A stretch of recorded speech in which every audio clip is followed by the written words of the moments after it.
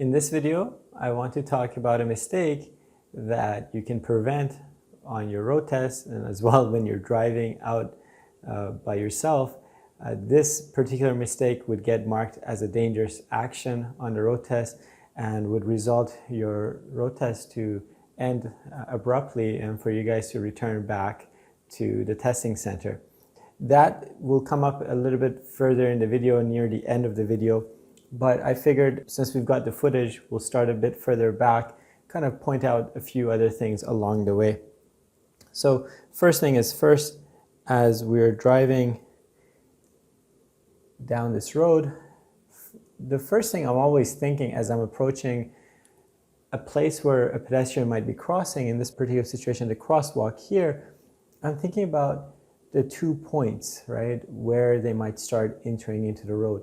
And this particular point is blocked by a minivan, more so than this vehicle here, because we could see maybe 40-year-old walking up to the crosswalk here, whereas this minivan, because it's a bit closer to us, and because it's a bigger vehicle, is making it hard to see. So I'm not necessarily slowing down a whole lot, right? But I'm thinking about that and getting mentally prepared for needing to brake if something arises. Now, the pedestrian should also exercise caution when they're stepping out into the crosswalk, right? They shouldn't just show up and go. I see that happen quite often. It's like, well, I'm at the crosswalk, I'll just go. And it's like, no, this vehicle has a point of no return issue possibly. Just because you're at a crosswalk doesn't mean you can step out right this second.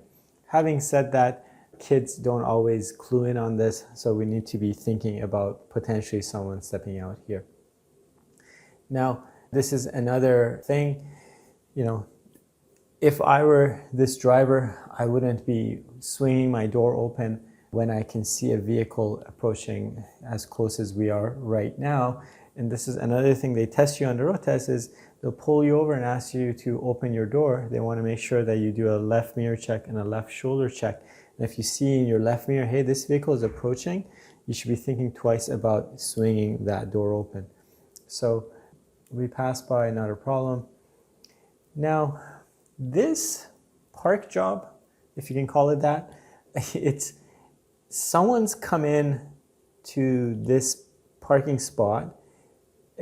I'm assuming head in first, and we'll talk in another video why this is never a good idea, mostly because you end up sticking out into the road. You can't really maneuver your car the amount that you need to be able to make this happen. So diving into a parking spot is never a great idea. We want to parallel park.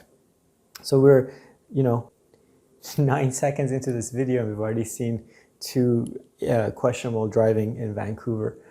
And we're coming up here. We've got someone that's just hanging out, not only blocking a roadway here, but they're also blocking a fire hydrant. Now, we're coming up to our first left turn here, and my student is waiting here. What they should be thinking about is not only what color is the light, thinking about this vehicle waiting here. I can't see their left turn signal, so I'm not sure if they're planning on coming straight through or making a left turn here.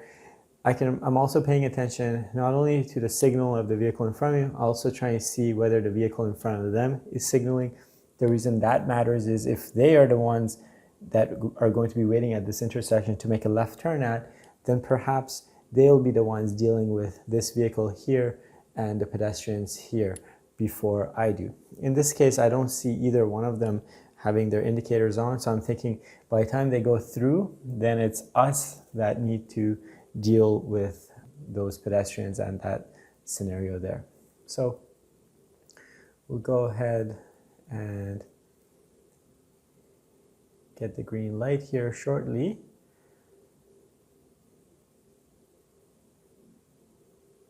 I'm also thinking about this pedestrian that's now showing up with their pet, and we can see now it's kind of clear this person is going to go through. This person is crossing the crosswalk, and it was hard for us to see, but they did have their blinker on, or possibly they just put the blinker on. So There was even a vehicle in front of them waiting to turn left.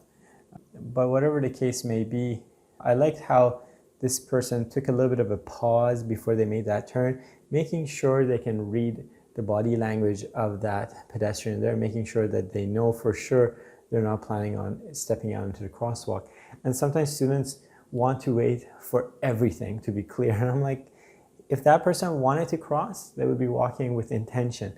If there's someone like, kind of rolling up and then they're pulling out their cell phone and checking their text message, chances are they're not planning on making it through that light. So over time, as you drive more and more, you'll become more comfortable with reading body languages as well. Now we come up, it's clear of oncoming traffic, the light's green, no pedestrians there that want to cross, so we go ahead and make this turn as well. Now, shortly, you'll see that my student ends up in the wrong lane. So I haven't said anything to them in terms of making a turn anywhere. And this will be kind of the same thing on the road test, is if that examiner doesn't say anything, you can assume that you're going straight. In fact, they expect you to be able to find a lane that keeps you going straight. So as we're driving down this road, the first clue is that sign there, right? It's a black and white sign. As we get a bit closer, you'll be able to see better what it's telling us. There you go. So first of all, it's telling us it's new. So they've changed the road here. And you can see there's a bit of a line there. They're saying there's a lane here that turns left. So this is the lane that we're in. And the lane that's to the right can continue straight through or make a right turn. Now, in case you missed that sign, they've got it posted here. Again, telling you, hey, this lane continues straight and this lane turns left. So we're coming in here and it's not only my student that's caught off guard. You'll see that this person is now indicating that they want to change into this lane because they want to go straight. And they can't really do it at this point now anyway because they've got a solid white line. But, people do whatever they feel like on the road, unfortunately. So now this person is yielding to let this person in. It's a bit of a show going on here. And they make it through the intersection. Now, we're coming up here. So the student's like, well, what should I do? I didn't realize that I'm in a turn lane. I'm like, okay, let's go ahead and make this turn anyway. And of course, we have to wait for the vehicle in front of us to make the turn first.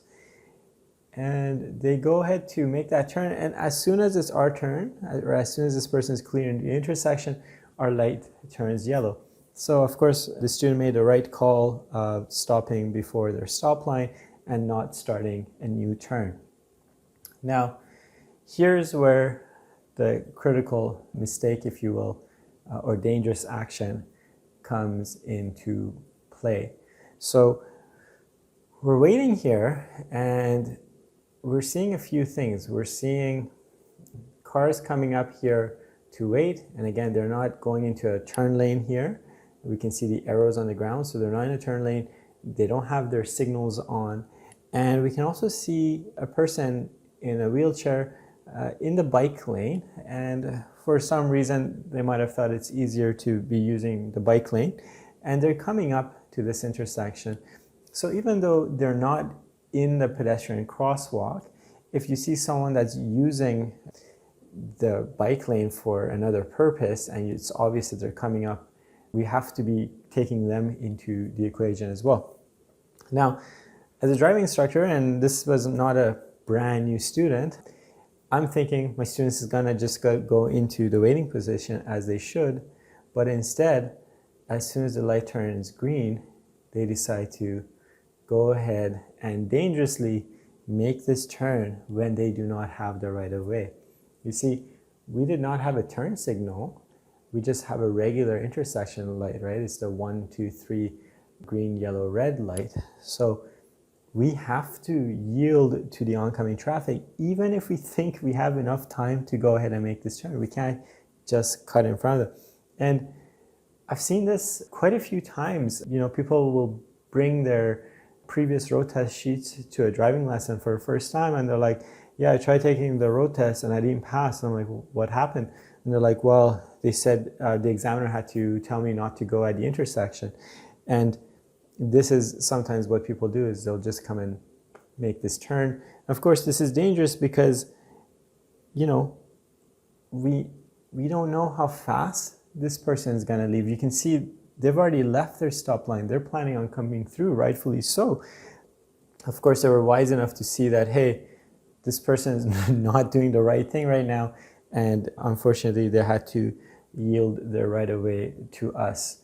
And then we go ahead and make this turn. So it can be as simple as that. It can be as simple as I'm sitting at a red light and I'm not reading the situation. I'm not paying attention to what kind of light I've got. I'm not paying attention to the vehicles waiting there, and not reading the situation of someone in the crosswalk or approaching us in the bike lane in this particular case. So the takeaway from this video is that you should be planning ahead, right? You'll hear me saying this over and over again in all my driving videos. Driving is not that hard, but every day I'm on the road and I'm thinking, should I make another video? Like, this stuff should be obvious, right? And then right in front of me, I'll see someone that does this, or someone that is running a red light or something else. And I'm thinking, you know, the sum of all these people doing the wrong thing is what makes driving such a dangerous activity. And it doesn't have to be. As much as we cannot avoid collisions altogether, we can do our part in making sure that A, we're super clear on the rules of the road, and B, we're doing the right thing because we're present in the car, we're paying attention. So I hope this video taught you something, and I'll see you in the next one.